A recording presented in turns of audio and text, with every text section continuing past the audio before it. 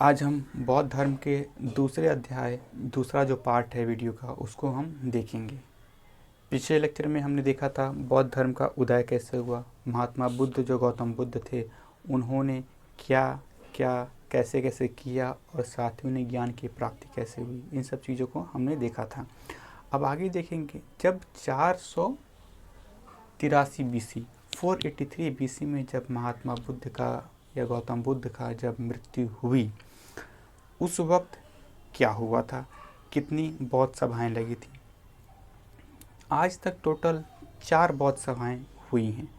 उनके जन्म के पश्चात पहली बौद्ध सभा देखने को मिली 463 BC में, जिसका आयोजन राजगृह में किया गया था। और उसको करने के टाइम उसका जो उस वक्त के जो राजा थे वो थे अजातशत्रु या हर्यंक वंश के राजा थे। और जो चेयरमैन जो अध्यक्ष बने थे, जो भी अध्यक्ष थे इस पहले वाले बौद्ध सभा के, वो महाकश्यप जो थे वो इसके अध्यक्ष थे। और इसमें क्या है कि क्या क्या घटनाएं हुई थी ये भी हम देखेंगे। जो पहली बौद्ध सभा हुई थी उसमें पहला घटना क्या घटा कि इन्होंने क्या किया कि सूत पिटक और विनय पिटक, दो अलग अलग जो ग्रंथ हैं इनका कंपाइलेशन, इनका एक निर्माण किया गया। सूत पिटक विनय, टोटल 3 पिटक है। त्रिपिटक बोलते हैं हम बुद्धिज्म में, बौद्ध धर्म में सूत पिटक, विनय पिटक और अभिधम पिटक।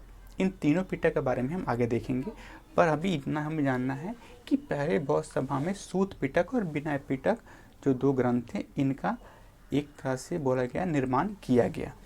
फिर जो दूसरा बौद्ध सभा हुआ वो करीब पहले बौद्ध सभा के एग्जैक्ट 100 साल बाद 383 BC में हुआ और वो वैशाली में किया गया। और उस वक्त जो राजा थे वो काल अशोक थे। और काल अशोक के वक्त जो उसका अध्यक्ष थे वो सबकामी थे। और यहाँ पे भी थे बौद्ध धर्म। यहाँ के बाद से क्या हुआ कि बौद्ध धर्म को बंटवारे की मांग लेकर उठने लगी।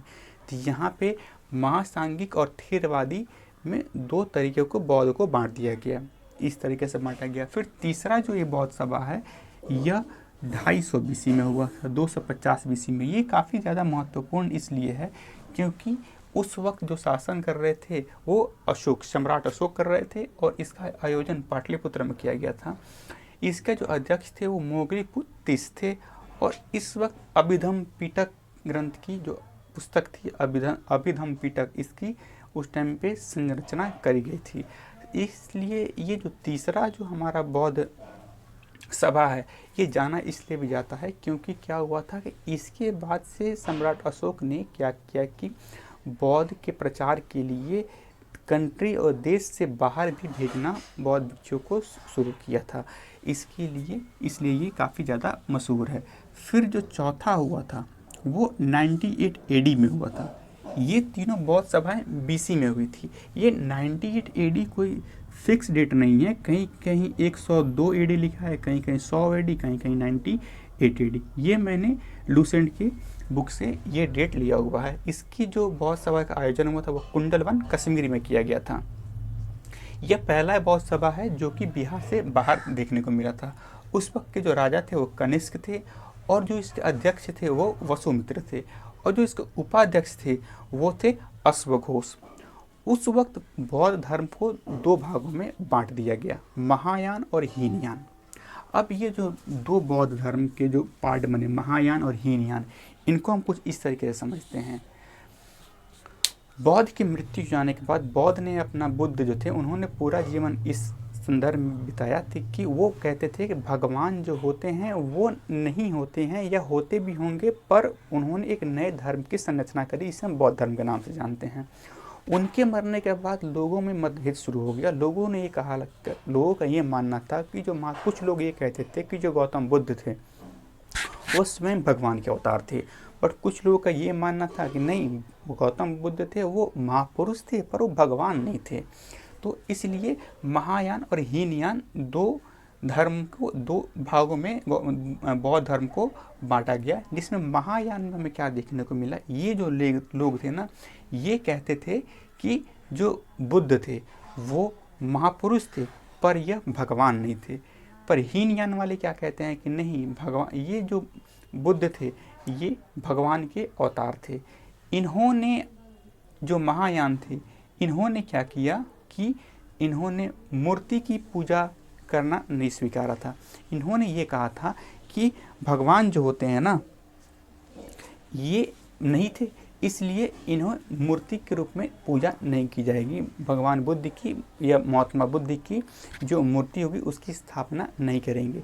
पर इन्होंने क्या किया, चूँकि ये भगवान का रूप मानते थे तो इन्होंने क्या किया, हीनयान वालों ने, कि इन्होंने गौतम बुद्ध की मूर्तियों की स्थापना शुरू कर दी। और जो मूर्तियाँ बनाई गई ये काफ़ी भारी मात्रा में मूर्तियाँ बनाई गई। और जिस कला का उपयोग किया गया था उस वक्त एक बहुत ही प्रमुख और प्रसिद्ध कला थी जिसका नाम था गंधार कला। गंधार कला के माध्यम से हीनयान में गौतम बुद्ध के मूर्तियाँ जितने भी बनी उनका निर्माण किया गया। और सबसे बड़ी बात क्या है कि जो महायान वाले थे ये इन्होंने क्या किया कि इन्हें किस किस देश में माना गया, तो ये श्रीलंका, वर्मा, थाईलैंड जैसे, जो वर्मा है वो आज का म्यांमार जिसे हम कहते हैं, ये इन देशों में महायान के जो मानने वाले थे बौद्ध धर्म में ये हुए। बट जो हीनयान वाले थे वो चीन, कोरिया, जापान जैसे देशों में मानने वाले इनके हीनयान वालों के हुए। पर एक और आया, इन सबको तो हमने देख लिया, पर अब एक और चीज़ देखने को मिलती है कि जब मैं बात कर रहा था कि ये सूत पिटक, विनय पिटक और ये अभिधम पिटक होता क्या है, तो बुद्धिज़्म में, बौद्ध धर्म में 3 पिटक हुए। त्रिपिटक जिनके नाम से हम कहते हैं, इनके हम त्रिपिटक के नाम से जानते हैं। सूत पिटक, विनय पिटक और अभिधम पिटक। सूत पिटक में बुद्ध के उपदेशों का संग्रह किया गया है। मतलब महात्मा बुद्ध ने जो जो उपदेश दिए हैं उनका एक कलेक्शन, उनका एक संग्रह सूत पिटक में हमें देखने को मिलता है। विनय पिटक में हमें उस संज्ञों नियमों का संग्रह, मतलब बौद्ध धर्म में किन किन नियमों का पालन करना है उसका संग्रह हमें विनय पिटक में मिलता है। अभिधम पिटक में हमें बुद्ध के दार्शनिक विचार जानने को मिलते हैं। चूँकि मैंने अपने पिछले लेक्चर में बताया था कि बुद्ध ने कहा था कि दुख होता है, दुख का उसका कारण भी है, दुख का निर्माण भी कर सकते हैं, उसका निरोध भी कर सकते हैं। उन्होंने अष्टांगिक मार्ग बताए थे। इन सारी चीज़ों का जिक्र हमें अभिधम पिटक में मिला था, जिनमें इन्हें बौद्ध के दार्शनिक विचार के नाम पे जानते हैं। बुद्धिज़्म में क्या हुआ, बौद्ध धर्म में कुछ आर्किटेक्चर, कुछ कलाकृतियाँ देखने को मिली हैं, जिनमें 3 प्रमुख हैं। पहला है चैत्य, फिर है स्तूप, फिर आता है विहार। चैत्य उनको कहते हैं प्रेयर भवन, जहाँ पे पूजा पाठ की जाती है उसको चैत्य कहा जाता है। स्तूप क्या है, यहाँ पे जो बौद्ध भिक्षु थे या पहले के ज़माने में, या जो स्वयं महात्मा बुद्ध हैं, उनकी अस्थियों, उनके जो रेलिक्स जिनको बोलते हैं, उनके चीज़ों को स्तूप में रखा जाता है। बिहार में कई सारे स्तूप हैं जो आप इस शेप में आपको स्तूप अक्सर देखने को मिलते हैं। इस तरह से स्तूप का जो शेप होता है जो इसे देखने को मिलते हैं। एक फिर आता है विहारा। विहारा क्या बोलते हैं कि यह एक मोनास्ट्री है, मतलब कि एक रहने का जगह है। जितने भी बौद्ध भिक्षु हुआ करते थे वो अलग अलग जगहों पे गए तो उन्होंने क्या किया, एक रहने के लिए एक स्थान बनाया, एक कुटिया बनाई, और उसको क्या किया, विहारा के नाम से जाना गया।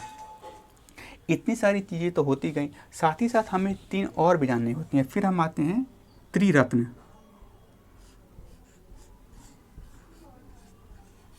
बुद्धिज़्म में, बौद्ध धर्म में त्रिरत्न भी हुआ है, जिनका पहला जो त्रिरत्न है वो है बुद्ध।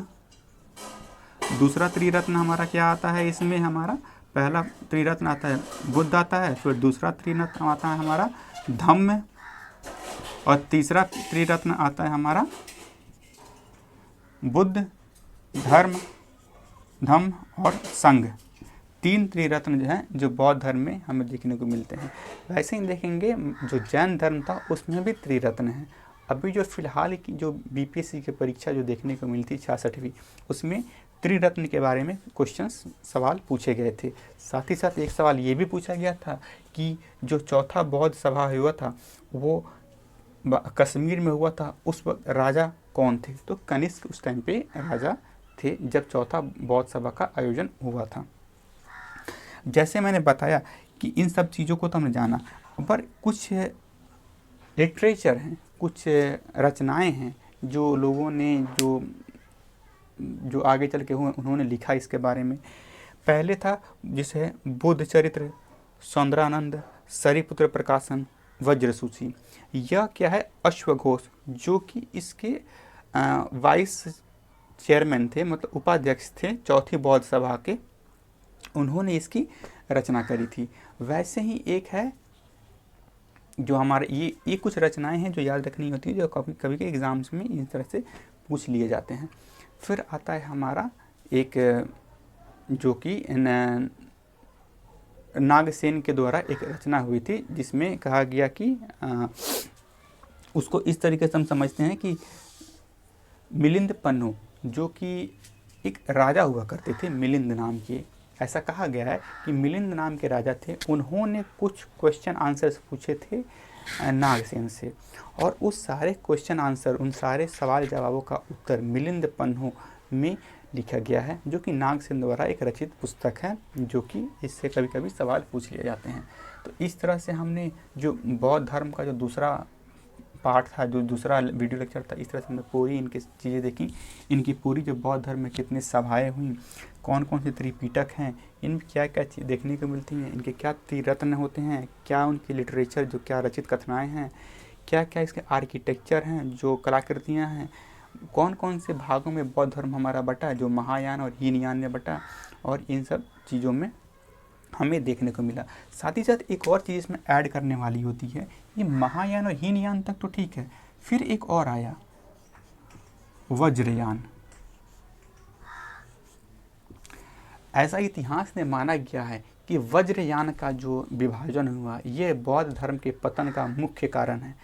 कारण का कहने का मतलब यह हुआ कि वज्रयान के जो फॉलोअर थे बुद्धिज़्म में, वो ये मानते थे कि बौद्ध धर्म में वो जादू टोना जैसी प्रवृत्तियों को मानते थे। ये मानते थे इंसान मरने के बाद जो तारा बन जाते हैं, ये उनमें बिलीव रखते थे, ये उनमें विश्वास रखते थे।